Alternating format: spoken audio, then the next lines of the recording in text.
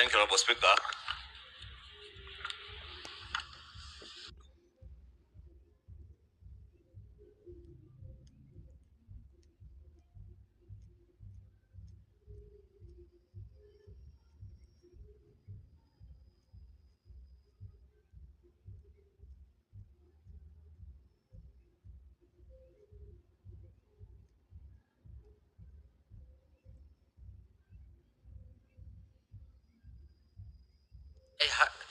They say tough-headed, bordering arrogance, highest level of high-handedness. How are you going to compatible now with being a CS with this kind of job that requires a lot of humility? And looking at your CV lastly, I went through, you have not indicated how many children you have. Can you share with the committee how many children you have, Honorable Kabogo? Go on. In Africa, we don't count children, so you can ignore that. Thank you, Mr. Speaker. First, I appreciate the fact that Honorable Junet has said he has no doubt I have the capabilities of becoming Minister for ICT. I thank you. Party leader, Mheshimiwa Ichung'wa, is talking about working conditions and big tech companies. Like I said before, Mr. Speaker, it is the use of regulatory frameworks and legislative work that can help us deal with these big tech issues. And the way they take advantage of, especially African countries, in terms of call drops. I have been a victim of very many call drops by Safaricom itself. And the minute you call them and ask why is this happening, they say it is technology, it is these days, frequencies, all these stories. As Minister for ICT, if I'm confirmed, Mr. Speaker, this will become a thing of the past.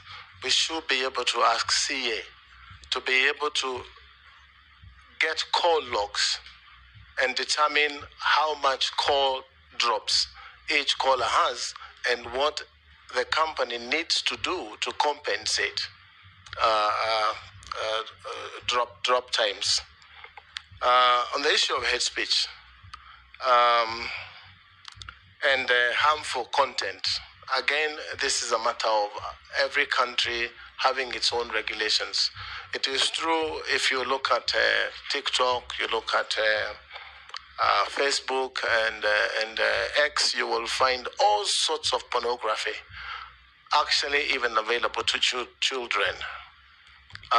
This is a situation where our regulators should be able to engage these providers or the owners of these apps, Facebook, TikTok, and others, to know how they can be regulated. Nominee, it is not about the regulator. If you are approved, you'll be the minister providing policy direction. Exactly. That's what Ichung'wa wants. So my first directive to CA is to be able to get to know how this can be regulated. And we have technical people who have experience, Mr. Speaker, on how these things can be done. I should be able to sit with them on the first or second day of my term in office to make sure that there is a direct and clear way of dealing with these problems. So, Mr. Speaker, on the issue of exploitation, I have addressed that. Perfect and harmful content, again, it is a matter of great concern how much bad content is available on these platforms, and it is worldwide. We have seen situations where other countries have stopped certain platforms in operating, like, for example, the discussion now in the US, where TikTok is supposed to be banned from using the American airspace. I should be able to get to the bottom of these things and see that the Kenyan content is good for consumption for underage and also other users. If I go to, I'm not sure whether I got the third question from... He asked if you are still chairman of Tujibebe party. Yes, Mr. Chairman, I am not a chairman of GBEB now. The minute I was nominated by the president, I resigned the following day.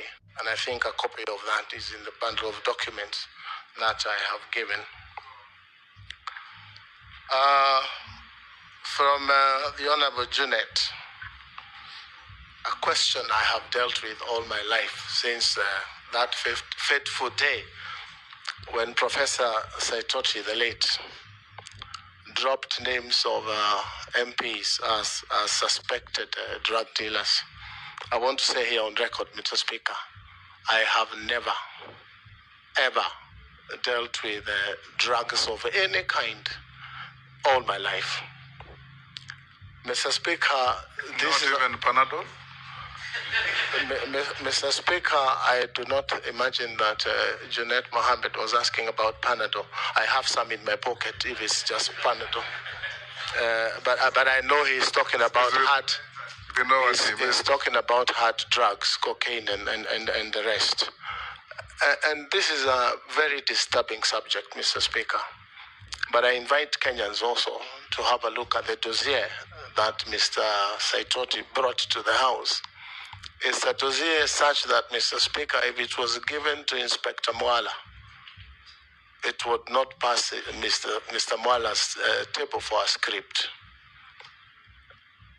If, Mr. Speaker, at that point in time, and records speak here in this House, I fought vigorously the tabling of our names without a leave of the House, because the rules are such that if you are discussing the conduct of an MP, you need to move a substantive motion. But for that particular one, it went through smoothly as planned. But my point here, Mr. Speaker, the government or agencies, the police, did a thorough investigation, and they gave a temporary report a month later, which was tabled and is part of the records of this House. And they found that I was not culpable. I had never been involved in drug trafficking, and I had never been a driver of the Honorable Mao, as that dossier had said. I actually said, Mr. Speaker, on the floor of this House, that there is no need of anyone trying to do extradition proceedings to get me to travel to the US to answer these charges. I offered myself. They give me a one-way visa, and I'll take myself to any part of the world to answer charges of drugs. It's never happened. So the authors of that dossier probably didn't get exactly what they wanted, but what they got is messing with people's names.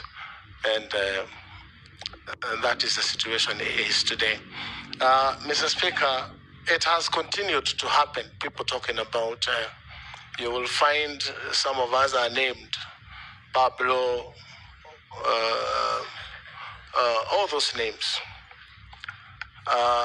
But the truth be told is that I did take some people to court. If you remember, there was a program by Standard called something Mihadarati by Mheshimiwa from Nyali. And I did take them to court. It's taken long, about 8 or 9 years. But finally, I got judgment against them, and I was paid a little bit of money. But circulation is still happening. This is something I am bound to live with for the rest of my life. But I do not do drugs. Thank you. That was a tough one. Yeah? You've not answered one. He also asked you that when you are governor of Kiambu, you snapped invitations and summons to attend. I'm going there. Okay. Thank you, Mr. Speaker. You know, it was... the perception of being high-handed. It is... pardon? Go on and answer the questions. Yes. In the beginning, when governors were being called to Senate, there was a general feeling that we should not come to Senate as an independent government. But when it was clear through court decisions that governors would appear, we started appearing and I want to be on record here, Mr. Speaker. I came to this Senate House to answer questions of senators.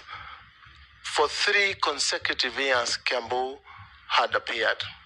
As a matter of fact, I came to the clerk of that committee and I said they can ask the chair, I think it was Professor Nyang Yong then, that should any county be invited to the Senate and they do not appear, Kiambu can appear. It's just next door in short notice, even half an hour. And that's how we managed to go through our audit queries for Kiambu for 3 years. So I should be able to appear before the House of Parliament, both Senate and the National Assembly, to answer any questions that may arise, and also carry along the staff of the ministry. Sometimes you ask questions. I've been to this house. Sometimes you ask questions and the minister is given questions by technocrats to bring to the house and they're never accepted. I should be able to come with the PS or whoever it is and tell them, now you need to answer this question because it's being asked by MPs who represent the people. It's the people asking. So I will honor invitations to appear. What was the other part? Are you arrogant, Yes, ham-headed, and high-handed? Mr. Speaker, I have a very serious face, just like yourself.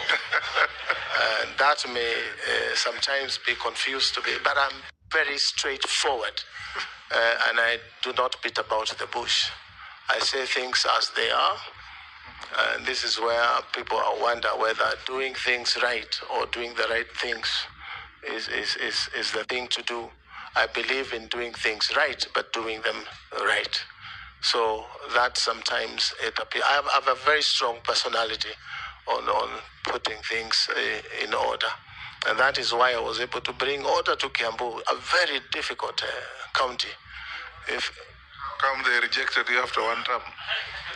Mr. Speaker, that is a long discussion you and I would have because you know how elections are done in this country. Yes, Jeanette? Mr. Speaker, the nominee has answered me saying he is not high-handed, he is not arrogant because he has a very serious face. So does he use his face and his bald head to scare people? Speaker, maybe because there was a question CS nominee did not answer. But probably just in defense of him, Honorable Speaker, on that, or without being seen to defend him, from a question by my colleague Jeanette, is probably a character trait of people from Kiambu, of being straightforward, saying it as it is, and we are at times misconstrued to be arrogant. But that's just the way we are, Honorable Speaker, those of us who come from Kiambu. So is that what you said, leader, at the burial of the mother of the Speaker? Honorable Speaker, CS, my question on the big tech companies is how they're exploiting, and in fact, that article spoke of the work that is usually done by students, housewives, and groups of people who are in a weak position. So what I wanted to hear from you is what policy proposals would you be having to ensure, one, that the big tech companies first conform to our labor laws. Two, they are not exploiting these people because they're in a weak position. Because what they are doing is taking advantage of our students because they can be paid $2. $2 translates to about 300 shillings an hour. But in the US, nobody will be paid $2 for whatever mundane task you are given. So I'd want to hear what policy proposals you bring into the ministry to ensure that we enforce our labor laws with the big tech companies, as much as we're in a third world and developing country, but also big tech companies are not taking advantage of our resource, because these young people who are tech savvy are a resource to this country and to the world, and therefore they ought to be compensated properly. That's the bit CS, I think you didn't get the question. It's a CS nominee. CS nominee. Yes, it's a good prayer, Mr. Speaker. You will realize, Mheshimiwa Ishongwa, that it's not only affecting Kenyans on outside jobs. even the local content creators, like in music, that put their stuff on YouTube, they rarely get value for their content. So I should be able to bring into Parliament a bill that should be able to regulate how much money content creators are paid, just like the coffee industry. There are brokers in this business of digital economy who take advantage. You'll be surprised that probably a job like that is paid for $200 and only $20 or $10 get to this. So we should be able to do that through some regulation and some law. And knowing how vibrant our young people are, they would be happy, especially the Gen Zs. We can redirect their energy into using that energy productively to make money in the digital economy. So I should be at the forefront in terms of bringing laws or amendments to our laws so that our labor laws are applicable. But again, challenges of enforcement is something we would need to worry about how to enforce, because the employing agency is an American agency, is a British agency. How do we apply it online here? So, and those are things that the technical people in the ministry should be able to advise.